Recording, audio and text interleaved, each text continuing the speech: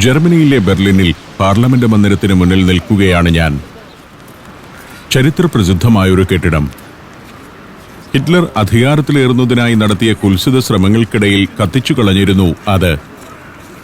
ആ തീവപ്പിന്റെ പഴി കമ്മ്യൂണിസ്റ്റുകൾക്ക് മേൽ ചാർത്തുകയായിരുന്നു അന്ന് നാസികൾ. അങ്ങേ ഭാഗത്ത് പോൾ ലോബെ ഹൗസ് എന്ന കെട്ടിടം.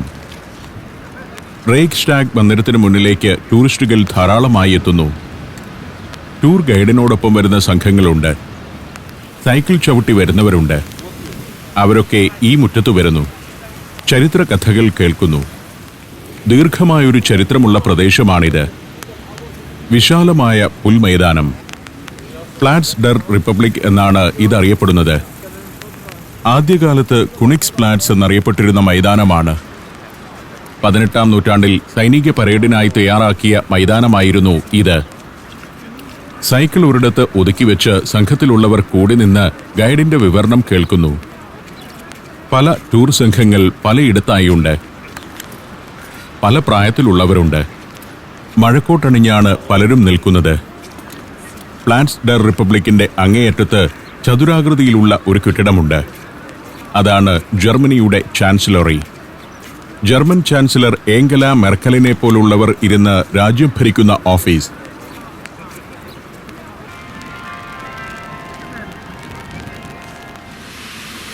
കൊടിയുമായി പ്രതിഷേധക്കാർ ഇവിടെയുമുണ്ട്. സൈക്കിളിൽ നീങ്ങുന്ന ടൂർ സംഘങ്ങൾ ഒരു ഭാഗത്ത്. ചാറ്റൽ മഴയ്ക്ക് ശമനമില്ല. ടിയർഗാർട്ടൻ എന്ന അതിവിപുലമായ ഉദ്യാനത്തിന്റെ ഒരറ്റം തന്നെയാണിത്. ബെർലിൻ നഗരത്തിന്റെ ഹൃദയഭാഗത്തുള്ള അതിവിസ്തൃതമായ ഉദ്യാനത്തിന്റെ ഒരു ഭാഗം. ഇവിടെ കുറെ കൂടാരങ്ങൾ കാണുന്നു. നൂറുകണക്കിന് ടെന്റുകൾ. പല വലിപ്പത്തിലും നിറത്തിലുമുള്ള കൂടാരങ്ങൾ. XR എന്ന ചുരുക്കപ്പേരിൽ അറിയപ്പെടുന്ന എക്സ്റ്റൻഷൻ റിബലിയൻ എന്ന സംഘടനയുടെ പ്രവർത്തകരാണ് ഇവിടെ തമ്പടിച്ചിരിക്കുന്നത്. കാലാവസ്ഥാ വ്യതിയാനത്തിനെതിരെയുള്ള പ്രചരണ പരിപാടികൾക്കായി യൂറോപ്പിന്റെ പല ഭാഗങ്ങളിൽ നിന്നും എത്തിയിരിക്കുന്ന പ്രവർത്തകർ. കഴിഞ്ഞ 2 ദിവസമായി ഇവരിവിടെയുണ്ട്. റേഖ്സ്റ്റാഗ് മന്ദിരത്തിന്റെ നേരെ എതിർവശത്താണ് സമരക്കാർ തമ്പടിച്ചിരിക്കുന്നത്. ഒരു ഭാഗത്താകട്ടെ ജർമ്മൻ ചാൻസലറി ബിൽഡിംഗ് ആണ്. കമ്പും വടിയും ഉപയോഗിച്ച് പെട്ടെന്ന് കെട്ടിയുണ്ടാക്കിയ സംവിധാനങ്ങൾ. അതിൽ പലതരം ബാനറുകൾ. ഇവിടെ നിൽക്കുമ്പോൾ റേഖ്സ്റ്റാഗ് ബിൽഡിംഗ് അതിന്റെ പൂർണ്ണ രൂപത്തിൽ കാണാം. മൈതാനത്തിന്റെ അങ്ങേയറ്റത്താണ് ആ മന്ദിരമെങ്കിൽ ഇങ്ങേയറ്റത്താണ് സമരക്കാർ കൂടാരങ്ങളിൽ പാർക്കുന്നത്. മറ്റൊരു ഭാഗത്ത് ചാൻസലറുടെ ഓഫീസ്. അതിനോട് ചേർന്നുള്ള ഉദ്യാനഭാഗത്താണ് പ്രതിഷേധക്കാർ കൂടാരമടിച്ചിരിക്കുന്നത്. ഇതിനകത്തേക്ക് കയറാമോ എന്നത് സംബന്ധിച്ച് എനിക്കൊരു ശങ്കയായി. സംഘടനയിലുള്ളവർക്ക് മാത്രമാണോ പ്രവേശനം, പുറത്തുനിന്നുള്ളവർ കയറി ചെന്നാൽ ഇഷ്ടപ്പെടുമോ എന്നൊന്നും അറിയില്ല. എക്സ്റ്റൻഷൻ റിബലിയന്റെ പതാകയുമായി ചിലർ ഇവിടെയുണ്ട്. ഏതായാലും അകത്തേക്ക് കടക്കാൻ തന്നെ ഞാൻ തീരുമാനിച്ചു. 6000-ത്തിലധികം ആളുകളാണ് പ്രതിഷേധ പരിപാടികൾക്കായി ഇവിടെ എത്തിയിരിക്കുന്നത്. ഓരോ രാജ്യത്തെയും ഗവൺമെന്റുകൾ അവരുടെ എൻവയൺമെന്റൽ പോളിസി പുനഃപരിശോധിക്കണമെന്നും പാരിസ്ഥിതിക അടിയന്തരാവസ്ഥ പ്രഖ്യാപിക്കണമെന്നും ആവശ്യപ്പെട്ടുള്ള ലോകവ്യാപകമായ പ്രക്ഷോഭത്തിന്റെ ഭാഗമായിട്ടാണ് ഇവിടെ സമരം നടക്കുന്നത്. പല ടെന്റുകളുണ്ട് ഇവിടെ. ഓഫീസും ഇൻഫർമേഷൻ സെന്ററുമെല്ലാം ഓരോരോ കൂടാരങ്ങളിലാണ്. രജിസ്ട്രേഷൻ നടത്താനും കലാസംഘങ്ങൾക്ക് വിശ്രമിക്കാനുമെല്ലാം ടെന്റുകൾ ഒരുക്കിയിരിക്കുന്നു. അവിടെ വെച്ചാണ് ഞാൻ ഇവരെ പരിചയപ്പെടുന്നത്. Mrs Franziska Brown. അധ്യാപികയാണ് ഫ്രാൻസിസ്ക. സമരത്തിന്റെ ഭാഗമായി കഴിഞ്ഞ 3 ദിവസമായി ഇവർ ഈ മൈതാനത്തുണ്ട്.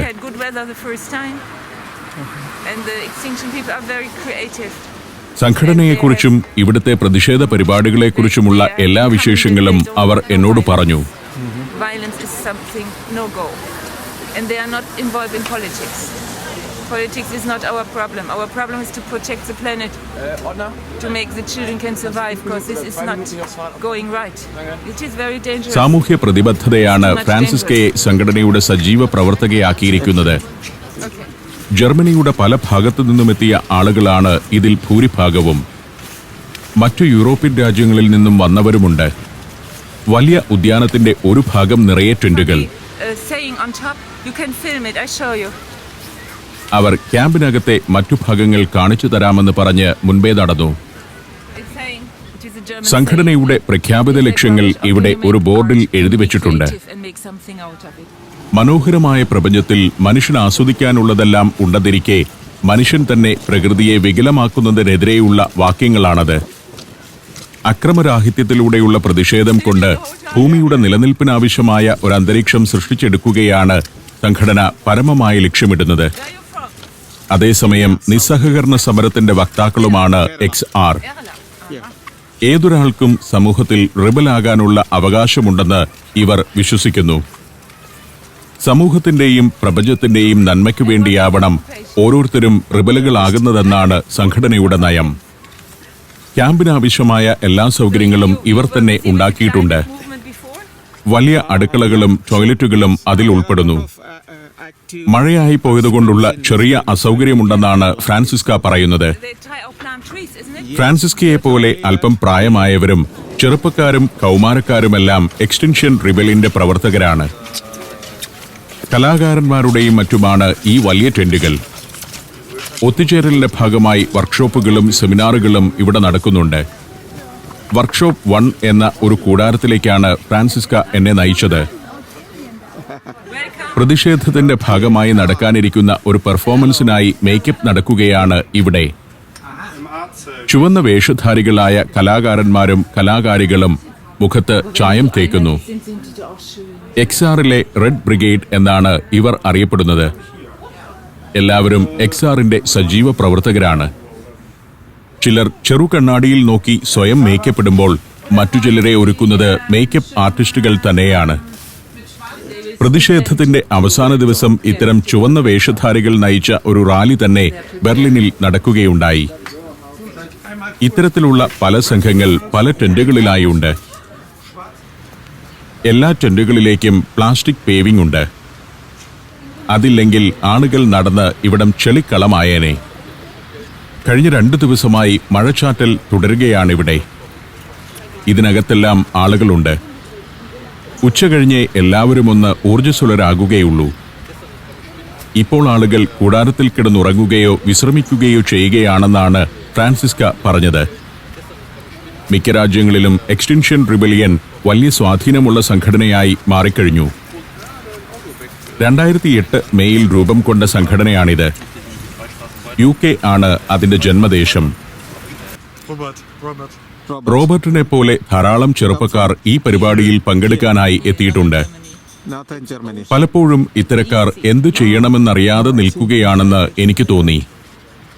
പ്രതിഷേധ പരിപാടിയുടെ ഭാഗമാകുന്നു എന്ന് മാത്രം. 100 കണക്കിന് ടെന്റുകൾ. പാർക്കിലെ എണ്ണിയാലൊടുങ്ങാത്ത കൂടാര നിരകൾക്കിടയിലൂടെ ഞാൻ നടത്തം തുടർന്നു. കൂടാരങ്ങൾ സമരക്കാർ തന്നെ കൊണ്ടുവരുന്നതാണ്. My name is Anna Maria. I'm from Bremen, Germany. So yeah, I'm here because I care about the planet. I want to have maybe a family someday, and this won't be possible if everything is polluted, the air, the water, the earth, the soil. So yeah, that's why I'm here. I'm concerned about animals, but also for people. Definitely. അന്ന മരിയയും പരിസ്ഥിതി സംരക്ഷണത്തിന്റെ ആവശ്യകതയെക്കുറിച്ച് വാചാലയാണ്. Yes, since Sunday, yes. I arrived. കഴിഞ്ഞ 3 ദിവസമായി അന്നയും ഇവിടെ ഉണ്ടായിരുന്നോ എന്ന് ഞാൻ ചോദിച്ചു. Rebel four life എന്നാണ് സംഘടനയുടെ മുദ്രാവാക്യമെങ്കിലും അതിലെ അംഗങ്ങൾ തമ്മിൽ എല്ലായ്പ്പോഴും പരസ്പര ബഹുമാനത്തോടെ പെരുമാറണമെന്നുണ്ട്. അംഗങ്ങളെല്ലാം അക്കാര്യം അക്ഷരം പ്രതി അനുസരിക്കുമ്പോൾ പോലീസിന്റെ പണി കുറയുന്നു. ഒരാൾക്ക് താമസിക്കാവുന്നതും 2 പേർക്ക് താമസിക്കാവുന്നതും 4ഉം 5ഉം പേർക്ക് ഒരുമിച്ച് കഴിയാവുന്നതുമായ കൂടാരങ്ങൾ ഇവിടെയുണ്ട്. പുതിയ ആളുകൾ ഭാണ്ഡവും മറ്റുമായി വന്നു ചേർന്നുകൊണ്ടിരിക്കുന്നു. മറ്റൊരു ഭാഗത്ത് കാരവനുകൾ കിടപ്പുണ്ട്. അതിൽ താമസിക്കുന്നവരുമുണ്ട്. അത് കുറെ കൂടി സൗകര്യപ്രദമാണ്. കിച്ചണും ബെഡ്റൂമും എല്ലാം ഉണ്ടാവും.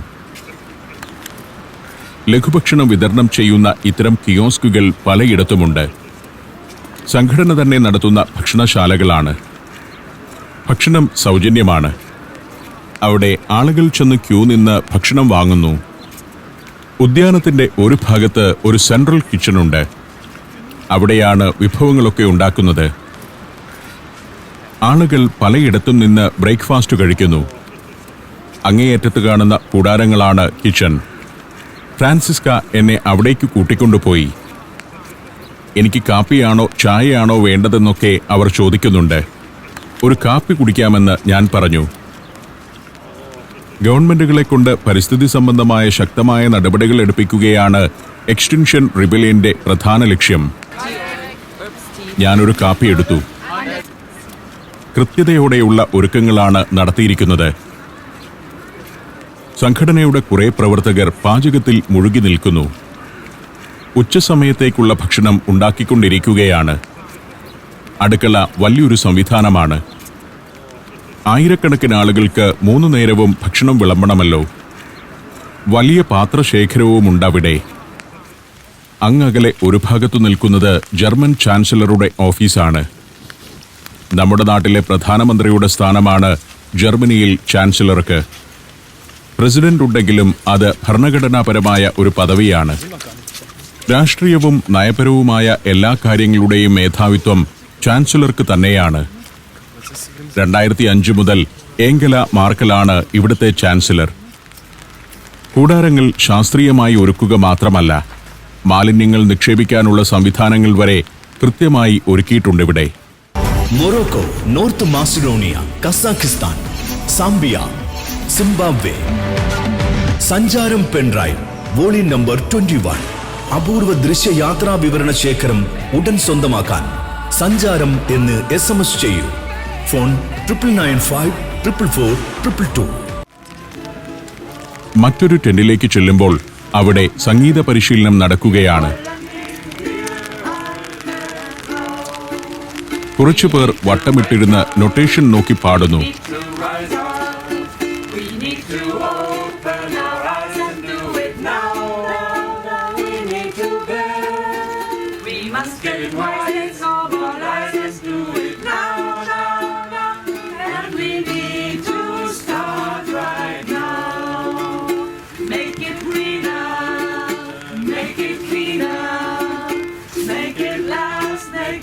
സംഘടനയ്ക്ക് അവരുടേതായ പാട്ടുകളുണ്ട്. പരിസ്ഥിതിയെ ഉദ്ഘോഷിക്കുന്ന പാട്ടുകൾ. അത്തരമൊന്നാണ് പാടുന്നത്.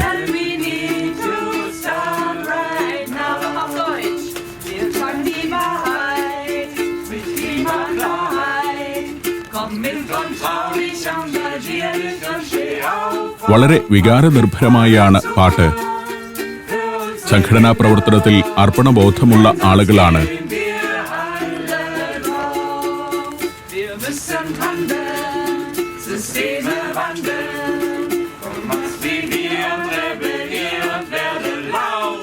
വൈകുന്നേരത്തെ പരിപാടിയിൽ അവതരിപ്പിക്കാനുള്ളതിന്റെ റിഹേഴ്സൽ ആയിരിക്കാം ഇത്.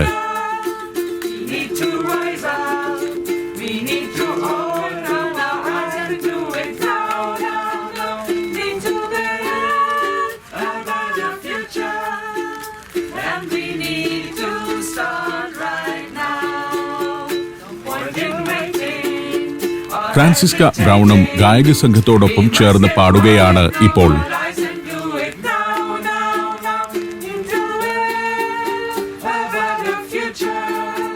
ഒരു പാട്ട് അവസാനിച്ചു. പ്രധാന ഗായിക ഇന്ത്യൻ രീതിയിൽ എന്നെ ഒന്ന് വണങ്ങുകയും ചെയ്തു. ഞാൻ കൂടാരത്തിൽ നിന്ന് ഇറങ്ങുമ്പോഴേക്കും പുതിയ ആളുകൾ അവിടേക്ക് വന്നുകൊണ്ടിരിക്കുന്നുണ്ട്. ഇനി പുറത്തേക്ക് നടക്കുകയാണ്. പ്രകൃതി സ്നേഹവുമായി ബന്ധപ്പെട്ട ഇത്തരം മുന്നേറ്റങ്ങൾ ജർമ്മനിയിലും മറ്റ് പാശ്ചാത്യ നാടുകളിലുമെല്ലാം വളരെ ശക്തമാണിപ്പോൾ. പ്രകൃതി സംരക്ഷണ കാര്യത്തിൽ അവർ നമ്മേക്കാളെല്ലാം ഏറെ മുന്നിലാണ്. അതിനായി പല സംഘടനകളും വലിയ നിയമപോരാട്ടങ്ങൾ തന്നെ നടത്തുന്നുണ്ട്. അതുകൊണ്ടുകൂടിയാവാം ജർമ്മനിയും മറ്റു പാശ്ചാത്യ രാജ്യങ്ങളുമൊക്കെ സുന്ദരമായ പ്രകൃതിയോടെ നിലനിൽക്കുന്നത്. പ്രകൃതി സ്നേഹികളുടെ വലിയ തോതിലുള്ള ഇടപെടലുകൾ ഇവിടെയുണ്ട്. ഗവൺമെന്റുകൾ പ്രകൃതി സ്നേഹികൾക്ക് വിരുദ്ധമായ നിലപാട് എടുക്കുന്നില്ല എന്നതുകൊണ്ടാണ് ഇവിടെ മൊത്തം സംവിധാനങ്ങൾക്കും ഒരു പൂർണ്ണതയുള്ളത്. നമ്മുടെ നാട്ടിൽ അങ്ങനെയല്ല. ഗവൺമെന്റും സ്വകാര്യ സംരംഭങ്ങളും പ്രകൃതി സംരക്ഷണ പരിപാടികൾക്കും സംഘടനകൾക്കും എതിരാണെന്ന തോന്നലാണ് പൊതുവെ ഉണ്ടാകുന്നത്. സമരക്കാർ തമ്പടിച്ചിരിക്കുന്നിടത്തേക്ക് കൂടുതൽ ആളുകൾ വന്നുകൊണ്ടേയിരിക്കുന്നു. ഞാൻ അവിടെ നിന്നും പുറത്തേക്ക് നടന്നു. ചാറ്റൽ മഴ നിലച്ചിട്ടില്ല. ഉദ്യാനത്തിലൂടെ ജർമ്മൻ ചാൻസലറുടെ ഓഫീസിനടുത്തേക്ക് നടക്കുമ്പോൾ അതിനു മുൻഭാഗത്തെ കാഴ്ച ഇതാണ്. ഇലപൊഴിയും മരങ്ങൾ പല നിറച്ചാർത്തണിഞ്ഞു നിൽക്കുന്നു. മഞ്ഞുകാലത്തിന്റെ വരവോടെ ഇലകൾ പല പല നിറങ്ങൾ അണിഞ്ഞിരിക്കുകയാണ്. ഒക്ടോബർ നവംബർ മാസങ്ങളിൽ ഇത്തരം യൂറോപ്യൻ നാടുകളിലൂടെ യാത്ര ചെയ്യുമ്പോഴുള്ള കാഴ്ച ഇങ്ങനെയാണ്. പല നിറത്തിലുള്ള ഇലകളുമായി നിൽക്കുന്ന മരങ്ങൾ. അങ്ങേയറ്റത്ത് കാണുന്നത് പോൾ ലോബെ ഹൗസ് ആണ്. അതിന്റെ നേരെ എതിർവശത്താണ് ജർമ്മൻ ചാൻസലറുടെ കാര്യാലയം. ഇതിന്റെ തൊട്ടുമുന്നിൽ വരെ ചെന്ന് നിന്ന് ഷൂട്ട് ചെയ്യാൻ സാധിക്കുന്നു എന്നതാണ് ഇവിടുത്തെ ഒരു സൗകര്യം. മഴവെള്ളം തൂവിക്കിടക്കുന്നതിനാൽ തിളങ്ങുന്ന ഗ്രാനൈറ്റ് വിരിച്ച മുറ്റം. ഇതിനകത്തിരുന്നാണ് ഏംഗല മെർക്കൽ ജർമ്മനിയെ ഭരിക്കുന്നത്. താരതമ്യേന പുതിയൊരു കെട്ടിടമാണിത്. 1997 നിർമ്മാണം ആരംഭിക്കുകയും 2001 പൂർത്തിയാവുകയും ചെയ്ത കെട്ടിടം. 8 നിലകളാണ് അതിനുള്ളത്. ഇരു ജർമ്മനികളും ഒന്നായ ശേഷമാണ് ഏകീകൃത തലസ്ഥാനത്ത് ഇത്തരം ഓഫീസുകളെല്ലാം നിലവിൽ വരുന്നത്. നിറം മാറുന്ന ഇലകളുള്ള വള്ളിപ്പടർപ്പുകൾ ഭിത്തിയിലൂടെ വളർത്തിയിരിക്കുന്നത് രസമുള്ളൊരു കാഴ്ചയാവുന്നു. ചാൻസലറുടെ ഓഫീസ് 7ാം നിലയിലാണ്. 8ാം നിലയിൽ ആവശ്യമെങ്കിൽ ചാൻസലർക്ക് താമസിക്കാനുള്ള സൗകര്യങ്ങളാണുള്ളത്. അഡ്മിനിസ്ട്രേഷനുമായി ബന്ധപ്പെട്ട പല ഓഫീസുകൾ പ്രവർത്തിക്കുന്നുണ്ട് അങ്ങേയറ്റത്ത് കാണുന്ന പോൾ ലോബെ ഹൗസിൽ. പല നിറങ്ങളുടെ കാവടിക്കാഴ്ചയുള്ള ഉദ്യാനത്തിലൂടെ ഞാൻ അതിന്റെ ഒരതിരിലേക്ക് നടന്നു. പുതിയതായി ഡിസൈൻ ചെയ്ത് രൂപപ്പെടുത്തിയ നഗരഭാഗങ്ങളാണിത്. 90കൾക്ക് ശേഷം രൂപപ്പെടുത്തിയ ഭാഗങ്ങൾ. ഒരുപക്ഷെ ഇത്തരത്തിലുള്ള ഏറ്റവും പുതിയ തലസ്ഥാന നഗരം ജർമ്മനിയുടേതായിരിക്കാം. പണ്ടുകാലം മുതലേ ബെർലിൻ ജർമ്മനിയുടെ തലസ്ഥാനമായിരുന്നെങ്കിലും യുദ്ധത്തിൽ തകർന്നടിഞ്ഞ ശേഷം ആധുനിക ശൈലിയിൽ നിർമ്മിതമായ നഗരമാണല്ലോ ഇത്. ജർമ്മനിയുടെ മറ്റു നഗരങ്ങളെല്ലാം പുരാതന ഭാവങ്ങളോടെയാണ് നിൽക്കുന്നതെങ്കിൽ ബെർലിനിൽ പലതും പുതിയതാണ്. ഇവിടെ ഒരു പുതിയ പാലമുണ്ട്. Gustav Heinemann bridge. സ്പ്രീ നദിക്ക് കുറുകെയുള്ള പാലമാണ്. ബെർലിനിലൂടെ ഒഴുകുന്ന പ്രധാന നദിയാണ് സ്പ്രീ. നദിയുടെ ഇരു കരകളിലുമായിട്ടാണ് ബെർലിൻ നഗരം രൂപം കൊണ്ടിരിക്കുന്നത്. റെയിൽവേ സ്റ്റേഷനാണ് മറുകരയിൽ കാണുന്ന മോഡേൺ ബിൽഡിംഗ്. ബെർലിന്റെ പുതിയ ഭാഗങ്ങൾ. സ്പ്രീ നദിയുടെ ഒരു ജംഗ്ഷനുമുണ്ട് ഇവിടെ. സെൻട്രൽ റെയിൽവേ സ്റ്റേഷൻ കണ്ടംപററി ശൈലിയിലുള്ള ഒരു ബൃഹത് മന്ദിരമാണ്. അതിനോട് ചേർന്ന് കാണുന്ന ചതുരക്കെട്ടിടം ക്യൂബ് ബെർലിൻ എന്നറിയപ്പെടുന്നു. ഇതെല്ലാം 1990കൾക്ക് ശേഷം നിർമ്മിതമായതാണ്. 2ാം ലോകമഹായുദ്ധകാലത്ത് സഖ്യകക്ഷികളുടെ ബോംബ് വർഷത്തിൽ പൂർണ്ണമായും തകർന്നടിയുകയും പിന്നീട് ശീതയുദ്ധകാലത്ത് ഒട്ടൊക്കെ വിസ്മൃതിയിലാവുകയും ചെയ്ത പ്രദേശങ്ങളെല്ലാം ഇന്ന് ആധുനിക കെട്ടിടങ്ങളാൽ നിറഞ്ഞിരിക്കുന്നു. ബെർലിൻ ഹോഫ് ബാൻഹോഫ് എന്നാണ് അക്കാണുന്ന സെൻട്രൽ റെയിൽവേ സ്റ്റേഷൻ പ്രാദേശികമായി അറിയപ്പെടുന്നത്. അവിടെ നിന്ന് വേണം എനിക്ക് നാളെ യാത്ര തുടരാൻ. ഇന്ന് രാത്രി ബെർലിനിൽ തന്നെയാണ് താമസിക്കുന്നത്. നാളെയാവട്ടെ ട്രെയിനിലാണ് യാത്ര. അതിനായി ഇവിടെ വരണം. ഇന്നു തന്നെ സ്റ്റേഷൻ കണ്ടുവച്ചത് നന്നായി. 2006 പണി പൂർത്തിയായ ബിൽഡിംഗാണ് റെയിൽവേ സ്റ്റേഷന്റേത്. ജർമ്മനിയുടെ ഏകീകരണത്തിന് ശേഷമാണ് പുതിയ റെയിൽവേ സ്റ്റേഷൻ പഴയ സ്ഥാനത്ത് നിർമ്മിതമായത്. ഹാംബോൾട്ട് ഹാഫൻ എന്ന നദി സ്പ്രീയുമായി ചേരുന്ന സ്ഥലമാണിത്. സ്പ്രീ നദി വേനൽക്കാലത്ത് ഇവിടെ വലിയൊരു ഉല്ലാസ കേന്ദ്രമായി മാറും. ഇത്തരം ബോട്ടുകൾ എപ്പോഴും ഇവിടെ കാണാം. പുതുതായി ഒരുക്കിയെടുത്ത തീരഭാഗങ്ങളാണ് അക്കാണുന്നതൊക്കെ. ബെർലിൻ ബീച്ച് എന്ന് വിളിക്കുന്ന ചില ഭാഗങ്ങളും ഇവിടെയുണ്ട്. മനോഹരമായ നദീതീരം. അവിടം റെസ്റ്റോറന്റുകളും കോഫി ഹൗസുകളും ഷോപ്പിംഗ് ഏരിയയുമൊക്കെയായി അടുത്ത കാലത്ത് നവീകരിച്ചിരിക്കുന്നു. സ്പ്രീയിലൂടെ നിരവധി ബോട്ടുകൾ നീങ്ങുന്നുണ്ട്. സോളാർ വൈദ്യുതി കൊണ്ടോടുന്ന ബോട്ടാണ് ഇത്. ഡബിൾ ഹള്ളുള്ള ബോട്ട്. തീരത്ത് അക്കാണുന്നത് മുഴുവൻ പുതിയ കാലത്തെ കെട്ടിടങ്ങളാണ്. മറ്റൊരു യൂറോപ്യൻ നഗരത്തിലും അങ്ങനെയൊരു കാഴ്ച ഉണ്ടാവില്ല. പുതിയ കെട്ടിടങ്ങൾ മാത്രമുള്ള ഒരു മോഡേൺ സിറ്റി. ശീതയുദ്ധകാലത്തെ അനിശ്ചിതാവസ്ഥയിൽ വളരെ മുരടിച്ചു നിൽക്കുകയായിരുന്നു ബെർലിൻ. അക്കാലത്ത് ഇരുഭാഗത്തെ ബെർലിനുകളും അക്ഷരാർത്ഥത്തിൽ പ്രേതനഗരം പോലെ കിടക്കുകയായിരുന്നു. പിന്നീട് ഇരു ജർമ്മനികളും ഒന്നായതോടെയാണ് 90കളിൽ ബെർലിന്റെ വികസനം തുടങ്ങുന്നത്. ഏകീകൃത ജർമ്മനിയുടെ ശക്തമായ തലസ്ഥാനമായി ഇതിനെ വളർത്താൻ ഭരണാധികാരികൾ വലിയ ശ്രദ്ധ ചെലുത്തി. ആ ശ്രദ്ധയുടെ ഫലമാണ് അതിദ്രുതം വളരുന്ന ഇന്നത്തെ ബെർലിൻ. മോസ്റ്റ് മോഡേൺ സിറ്റിയായ ബെർലിന്റെ കാഴ്ചകളിലൂടെ ഞാൻ സഞ്ചാരം തുടർന്നു.